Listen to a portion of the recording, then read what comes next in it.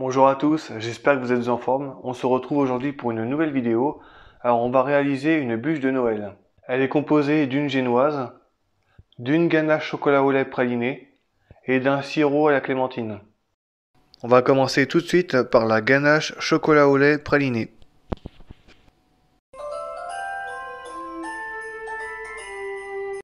Alors pour la ganache chocolat au lait pralinée, nous avons besoin de 295 g de crème liquide, 100 g de crème liquide, 200 g de chocolat au lait, 160 g de noisettes et 50 g de sucre. On commence par faire fondre le chocolat au lait et on va mettre à bouillir les 100 g de crème liquide. Quand les 100 g de crème liquide ont bouilli, on va pouvoir les ajouter au chocolat au lait. On mélange rapidement pour éviter que le chocolat ne durcisse. Et pour être sûr qu'il n'y a plus de morceaux de chocolat, on va y passer un petit coup de mixeur plongeant.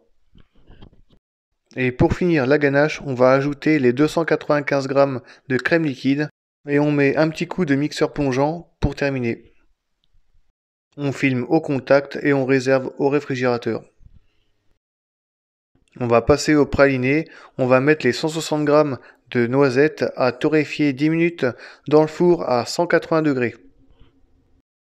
Ensuite, on les frotte dans les mains pour enlever la peau. On va pouvoir les mettre dans une casserole avec les 50 g de sucre et on va les chauffer pour obtenir notre caramel. Une fois que le caramel enrobe les noisettes, on va pouvoir les verser sur une feuille de cuisson. Et on va les laisser refroidir. Pendant que le caramel est encore chaud, on va pouvoir l'étaler un petit peu à la main en évitant de se brûler pour éviter que ça forme un gros bloc de sucre et que ce soit difficile à mixer avec la machine. Donc je l'aplatis, donc faites attention parce que c'est super chaud. On va pouvoir les laisser refroidir. Une fois que le caramel a durci, on va pouvoir concasser des morceaux et les mixer dans l'appareil. Alors bien évidemment, vous pouvez très bien acheter du praliné déjà tout fait et puis ajouter 210 g dans votre recette. C'est simplement que je voulais vous montrer comment on fait du praliné maison. Donc pour réussir à l'obtenir vraiment très lisse, il faut compter au moins 10 minutes à tourner avec les lames. Donc voici la texture que vous devez avoir avec votre praliné, il doit être liquide. On va le verser dans un bol et le mettre de côté. Et on va pouvoir passer au biscuit.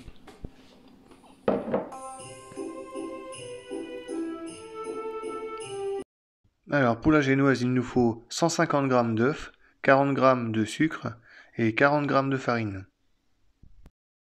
On va fouetter ensemble le sucre et les œufs. Comptez une bonne dizaine de minutes, les œufs doivent avoir blanchi et doivent avoir triplé de volume. Une fois que les œufs ont triplé de volume, on va pouvoir éteindre le batteur et on va pouvoir ajouter la farine. On tamise notre farine avec nos œufs battus et on va mélanger à l'aide d'une maryse.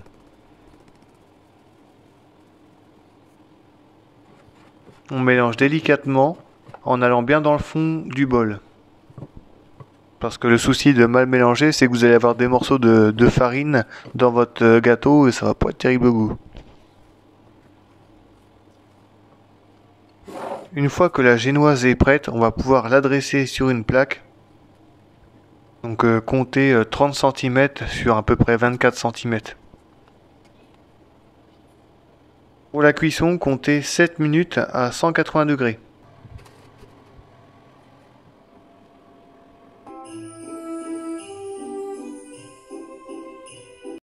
Pour la ganache qui va nous servir de décoration, on va utiliser 100 g de chocolat blanc, 33 g de crème liquide et un petit peu de colorant vert.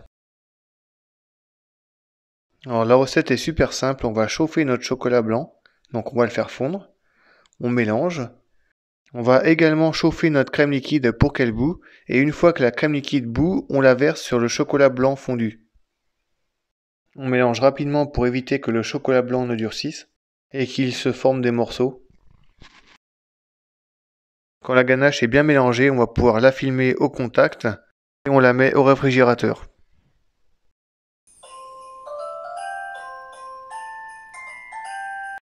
Pour le sirop à la clémentine, il nous faut 140 g de jus de clémentine avec 3 zestes de clémentine, 110 g de sucre et 70 g d'eau. Dans la casserole, on va faire chauffer le sucre et l'eau qu'on va mettre à bouillir. Une fois que le sirop bout, on va pouvoir ajouter le jus de clémentine et les zestes. On mélange et on va pouvoir passer au montage de la bûche. On va sortir la ganache du réfrigérateur et on va la monter avec le fouet.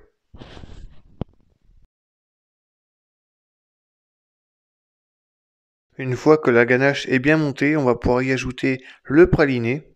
On mélange avec la maryse. La crème est prête.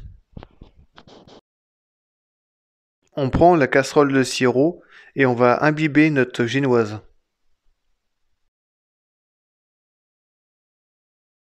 Une fois que le biscuit est bien imbibé, on va pouvoir le garnir de ganache montée. Je l'étale à l'aide d'une spatule coudée. Au niveau de l'épaisseur de la crème, comptez à peu près 5 mm.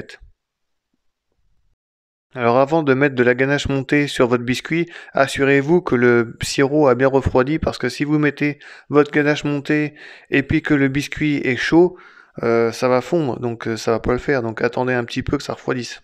Ensuite, on roule la bûche et je la mets au réfrigérateur.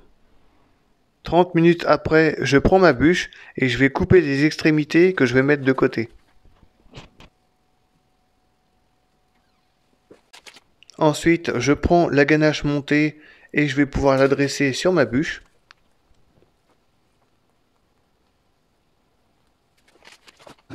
Ensuite, je prends ma ganache au chocolat blanc et je vais recouvrir mes extrémités. Bien évidemment, c'est pas obligatoire parce que c'est très joli aussi de voir les spirales des extrémités.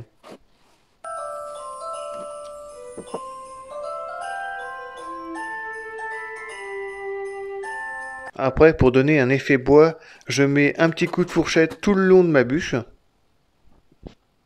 Pour donner un effet de branche sur ma bûche, je vais mettre un morceau d'extrémité. Voilà, comme ça.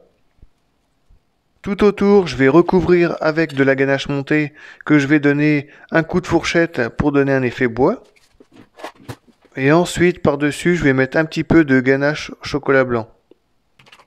Avec mon reste de ganache au chocolat blanc, je vais ajouter du colorant vert pour donner un effet boisé sur ma bûche. Donc pour faire des feuillages, des feuilles, des lianes. La ganache au chocolat blanc doit être assez épaisse pour pouvoir être dressée avec un cornet. Donc je remplis mon cornet et je vais pouvoir commencer à décorer la bûche. Pour imiter le lierre, on va commencer à tracer des traits tout le long de la bûche et ensuite on va y faire des feuilles. Pour donner une imitation feuille, on va couper les deux côtés du cornet. Il ne reste plus qu'à dresser.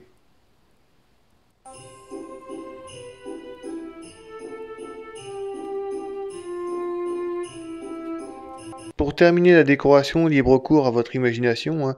Moi j'ai mis une boule de Noël, des pommes de pin, donc à vous de voir, hein. La recette est terminée, n'hésitez pas à vous abonner à la chaîne. Également à me suivre sur mes nombreux réseaux sociaux. J'espère que la recette vous plaira. Je tenais également à remercier les 333 personnes qui me suivent, merci, c'est super. Je vous souhaite une bonne journée, à bientôt.